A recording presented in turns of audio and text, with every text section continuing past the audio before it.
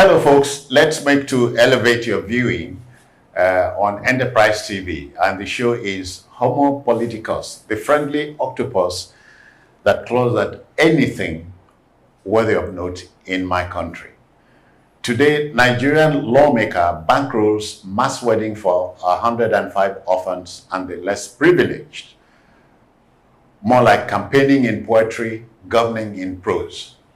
You know, the flamboyant American lawyer and politician, Mario Matthew Cuomo, the 52nd governor of New York State for 3 terms, famously said, quote, "You campaign in poetry, but govern in prose," end quote. Although very pregnant with many meanings, the one that fits the bill here is this. When running for office, you may speak grandly about how much better you would run things. But when you nick the office, you realize it's a real office with very real problems. Yes, Representative Abdul Malik Zubairu, APC Zamfara, promised the electorate in Bungudu Maru Federal Constituency of his state that he would sponsor the mass wedding in the area if he got elected. Today, Zamfara is bedeviled with insurgency and related evils in the state. Of course, many of those brides, I dare say, and their grooms would have dropped out of school. Prose and poetry are 2 opposing styles. Let's have a conversation, please. My discussants are ready. Let's meet and greet them. Barrister Evans Ufeli is a legal mind, is also a public affairs analyst. Barrister Ufeli, I greet you. Welcome. Yes, good day. Ufeli is joined by public affairs commentator David Ikojo. Is that right? Ikojo. Ikojo? Yes, sir. Okay. All right. David, I welcome you. Thank you, sir.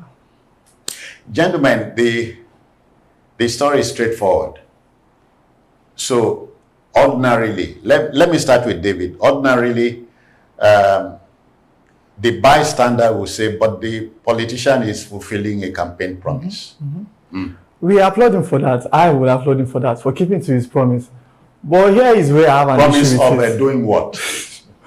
In what I saw, in supporting... For the benefit of those who forgot. Okay, supporting the families of the people that were affected by the attacks. In supporting. I didn't read it anywhere where he said he would marry off or he would sponsor a wedding, of a mass wedding.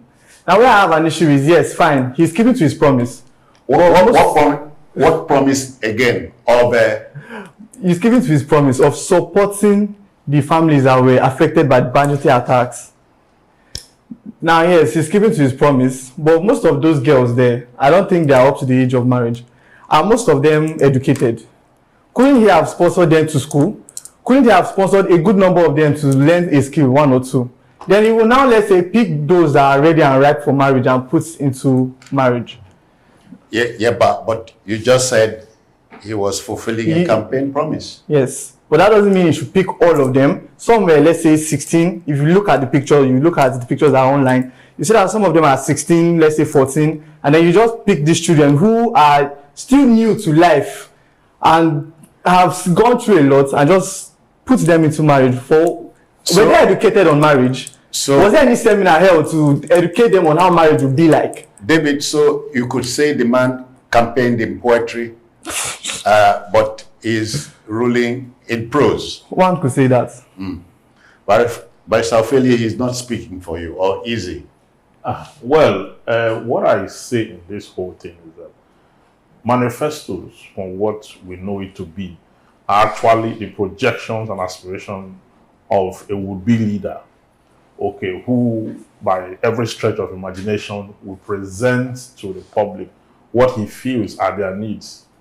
Most times, the politicians don't conduct or consult the people to find out exactly what their needs are or where. They only put up a document, an assumption, pack up in a document they call manifesto. And when they are elected into office, they make an attempt to want to fulfill those assumptions, those needs they believe that are the people's. But the one other reference is one that troubles the mind, because in the list of priority, the priority of a child is not marriage, from the best of my understanding. The priority of a child is not marriage. The priority of a child could be food, clothing, education, and in that hierarchy. So if you prioritize marriage for a child over any of the aforementioned, it means that you have misplaced the priority of the child. Okay, because but Barrister Ophelli, just a minute, Barrister Ophelli, if you live in an environment where schooling has become haram, that is, what's the other word? Forbidden. Forbidden. Do you blame the quote unquote child? No. Those who sold the concept to them that schooling is forbidden sold the wrong concept to them, and I think they accepted it. Well, at that stage, sometimes you have rural dwellers, children who do not know much from the left or the right. But the hypocrisy in it is that those leaders don't sell that to their children. That they take their children abroad.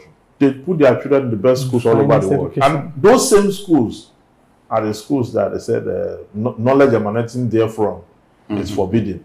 But it's not forbidden to their children. It's forbidden to the poor.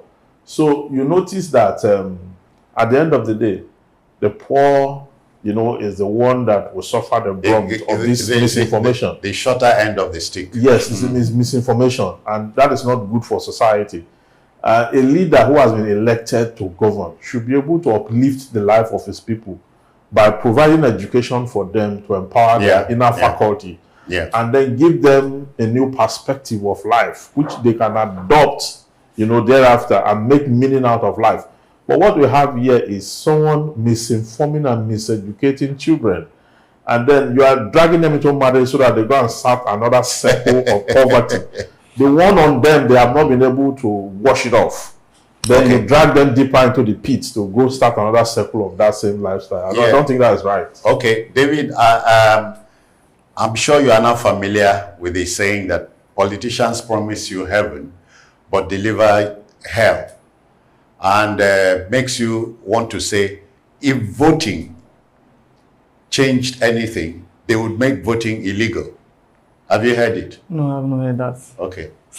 But does it not sound plausible, reasonable to you? It sounds reasonable. We've had a lot of politicians come and promise heaven and earth, like you said, and then most of them just do one or two. Let's say he gives us 5 promises. He does one and forgets about the rest.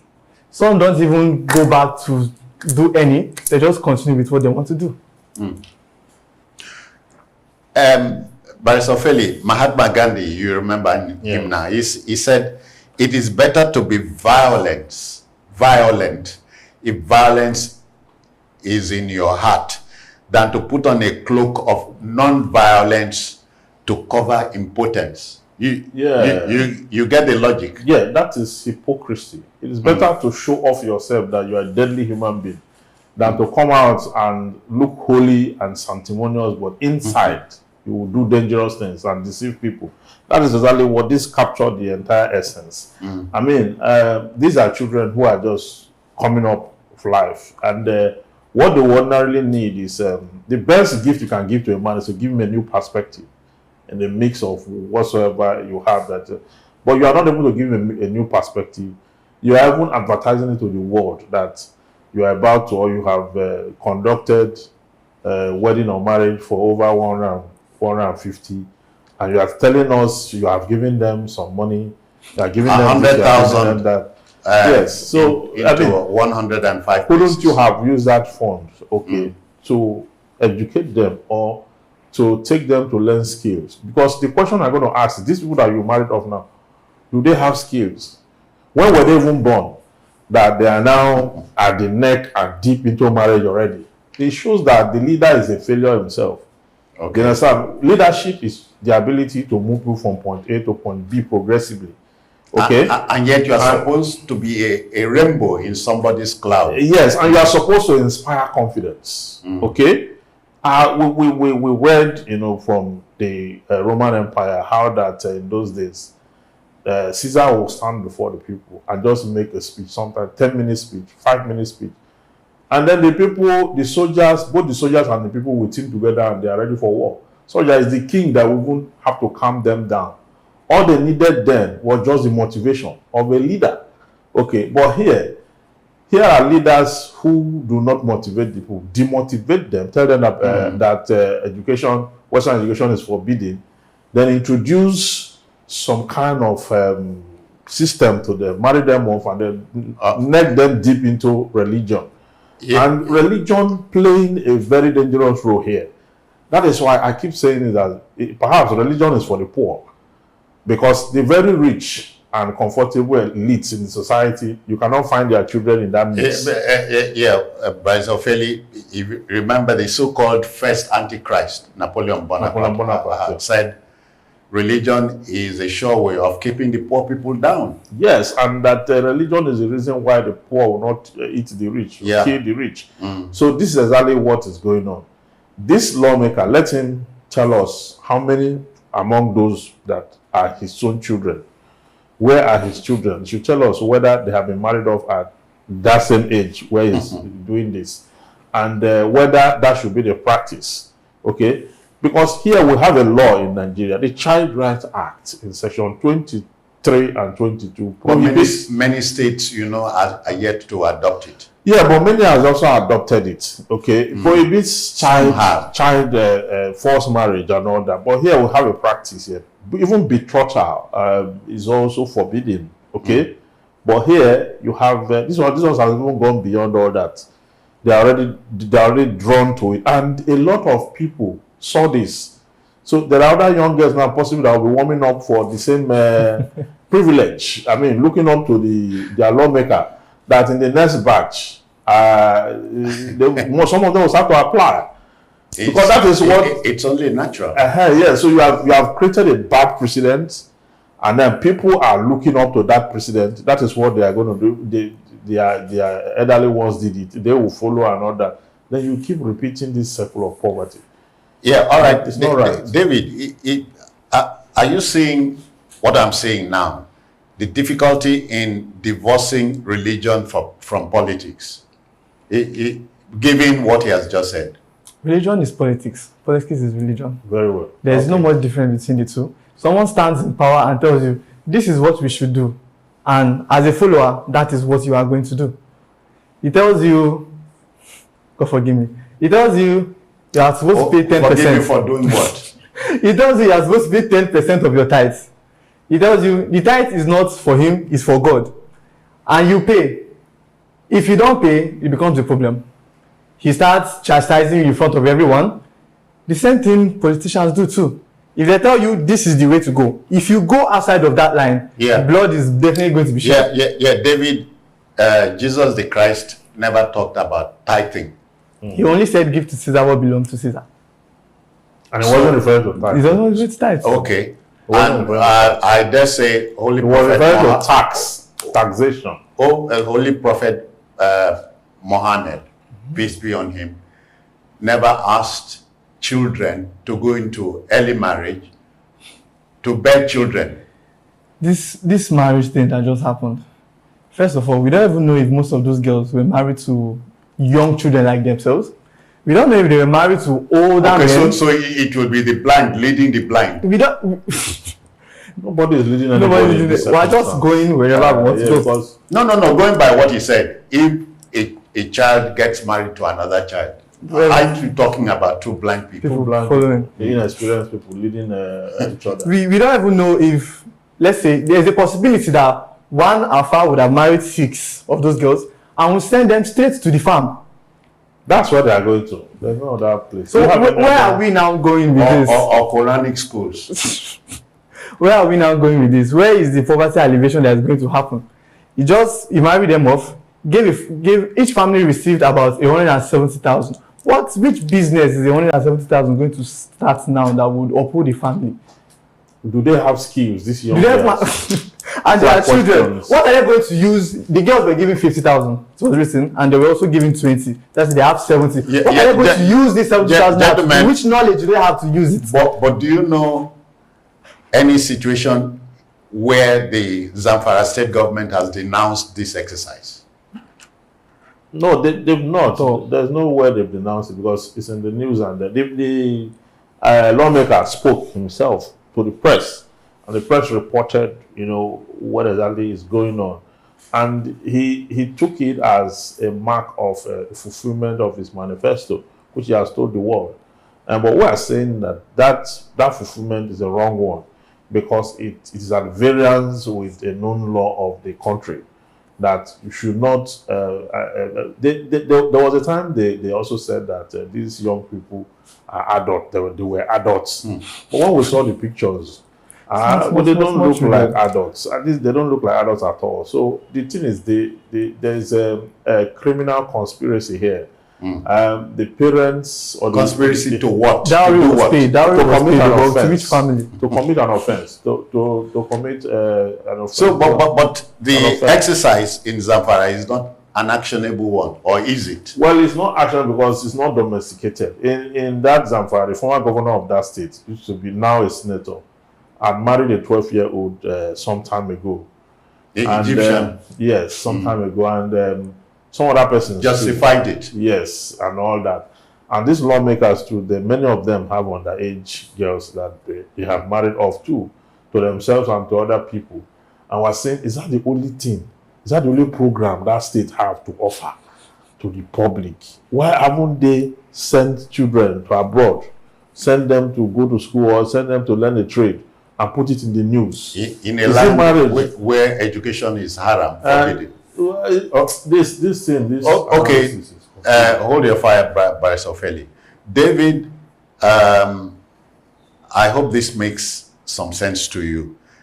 The late German dictator, Adolf Hitler, said infamously how fortunate governments across the world are, that the people they administer don't ever think. Aren't you worried about, if we always talk about leadership, but what about the led? Aren't you worried or troubled here? I'm worried. The Nigerian citizens don't think. We have elected these people to think for us. The problem is when these people come with their manifestos, they tell us what they want to do. They make it seem so beautiful. Campaigning in prose. They make it seem so beautiful that even the layman would accept it easily. And when they get into power, democracy is for the people by the people. But when they get there, democracy is for themselves. They get themselves SUVs. They live in a world of their own. They do whatever they like. You and they could just have been leave one us. of them and not reject any of those things. Hey. By Safeli, you get the impression in my country, your country, you cannot be your own man when you go into public office. Yeah, it's difficult to totally be your own man, but to a large extent, you can reasonably moderate what should be and what should not be. Because as a lawmaker, you are leading an entire constituency, okay? And what they expect from you is to, as much as possible, make life easy for the people of that constituency, apart from making laws. Because in Nigeria, we have made parliament to mean that you have to also handle a project. But it will become unfortunate if the project you are handling is to marry off children to suitors and all that. And it's not development. What you are doing to the state is that you are plunging them into higher difficulties. More darkness. You are paralyzing potentials. Potential rather.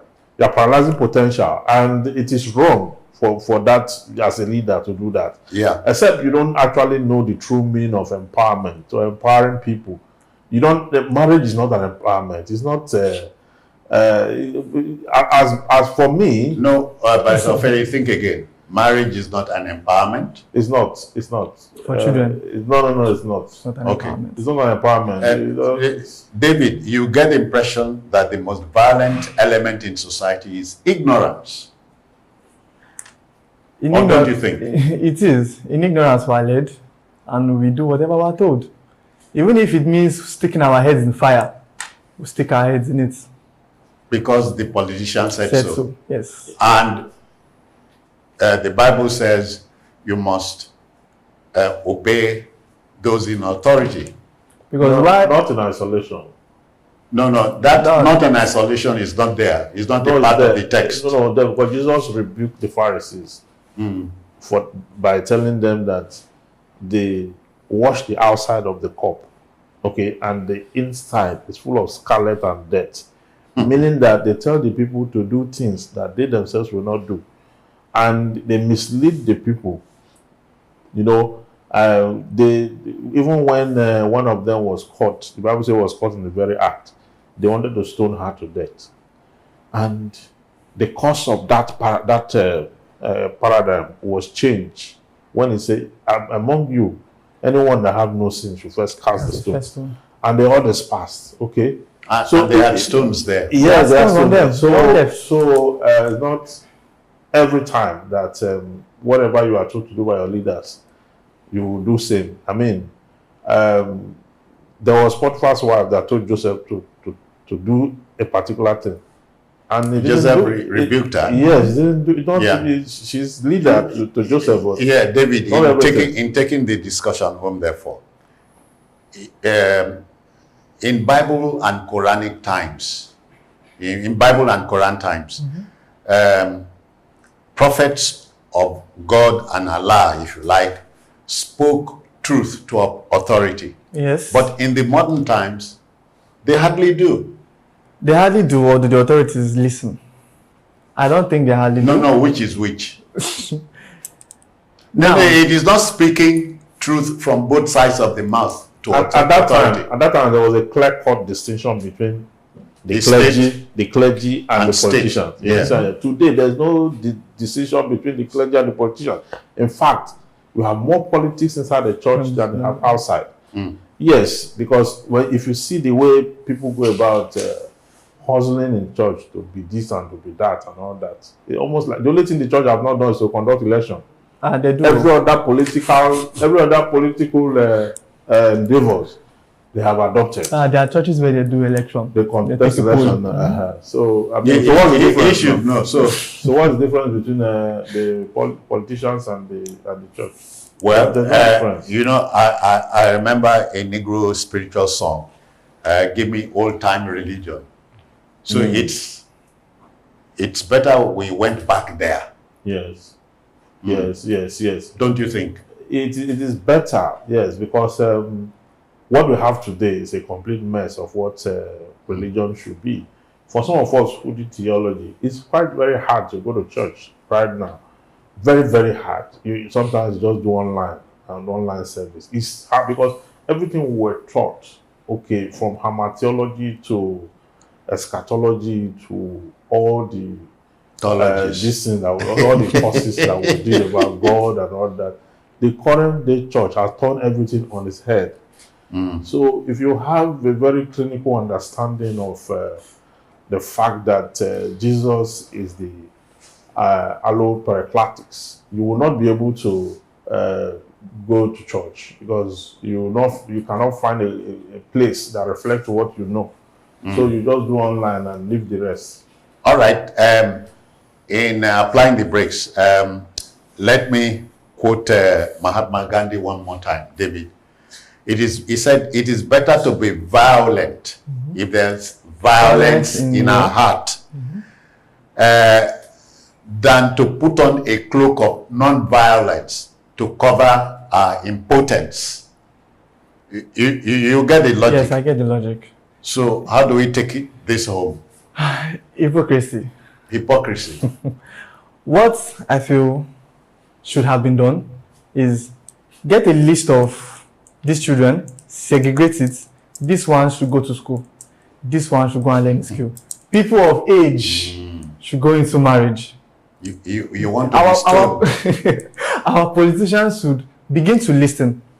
Yes, bring back the old-time religion. Let them begin to listen to their followers, and let the followers also, people who are put in parliament, to begin to speak the truth. To think, let the followers think for themselves. Yes, it couldn't have speak been the truth. It couldn't have been true that the the choices of 105 persons at the same time. It couldn't have been true that it was only him who sat down and even thought this. No, you're married. Okay. Marriage cannot be the choice of 105 persons at a go. They had other choices that you could have pushed them to and fund it, finance it, and let them have a good life. But to pack them all into marriage so that you can reenact poverty, I don't think this is the right thing to do. This is pathetic. It's a sad story. There should be a day of mourning, actually. Okay. It's a very sad. You have destroyed destinies and talents. That's what it is. Bring on another generation of poor people. Yes. So, All right, folks, we must apply the brakes here, but not before thanking Barrister Evans Ufeli for his time. I thank you. my pleasure. David Ikojo, I greet you too. Thank you, sir. Well, that's it. We have dropped it on your plate. Nigerian lawmaker bankrolls mass wedding for 105 orphans and the less privileged. Of course, you could say the politician campaigned in poetry and is governing in prose, which are two different styles. Let the debate continue in your part of town, and until I come your way again, this is Citizen Jones Hussein thanking you for your time. Bye-bye now.